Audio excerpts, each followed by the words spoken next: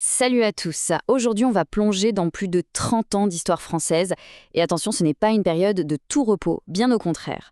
On parle d'une succession de crises, de transformations profondes, de moments qui ont vraiment secoué le pays.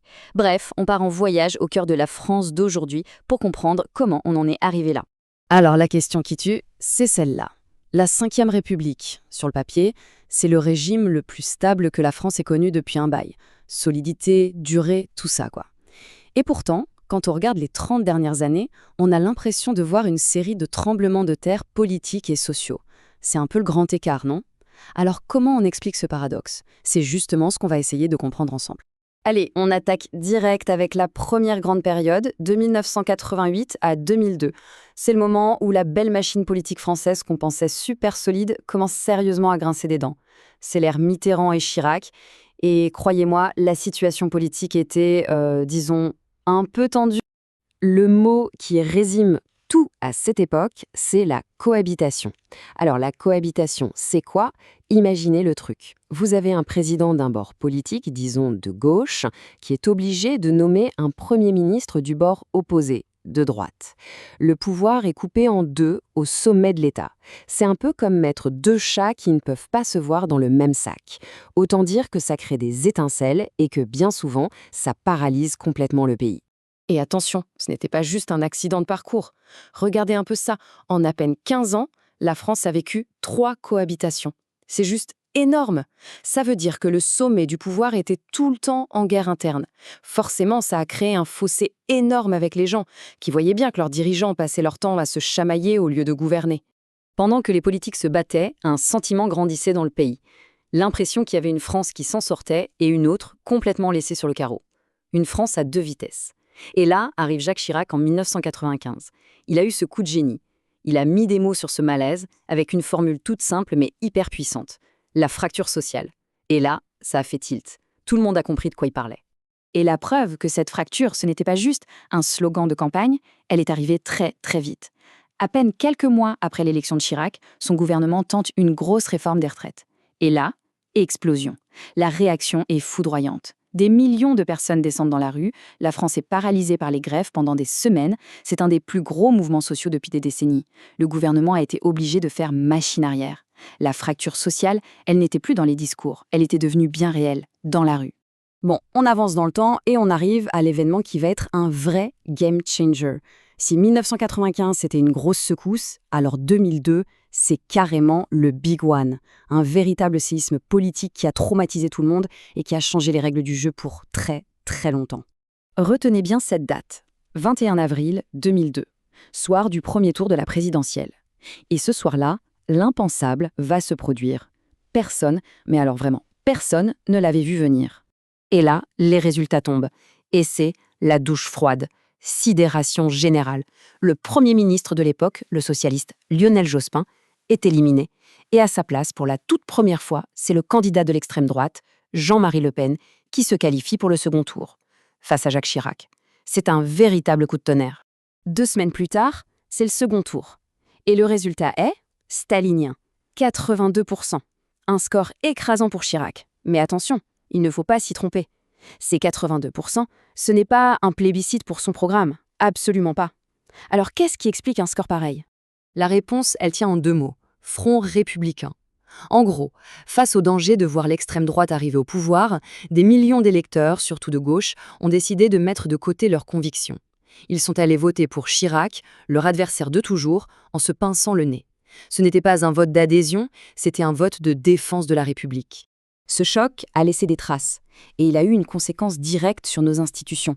Pour éviter que ce bazar politique se reproduise, et surtout pour en finir avec les cohabitations, on a changé la règle du jeu. Le mandat du président est passé de 7 ans à 5 ans. C'est la naissance du quinquennat. L'objectif, c'était de faire coïncider l'élection du président et des députés pour lui donner une majorité claire et donc plus de pouvoir. Ok, la crise politique de 2002 est passée. Mais la fameuse fracture sociale, elle, n'a pas disparu. Loin de là.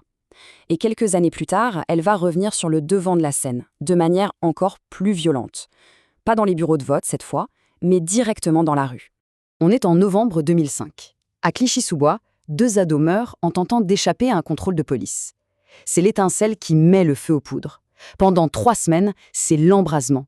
Les banlieues de toute la France s'enflamment. Des voitures brûlent par milliers, des écoles, des gymnases.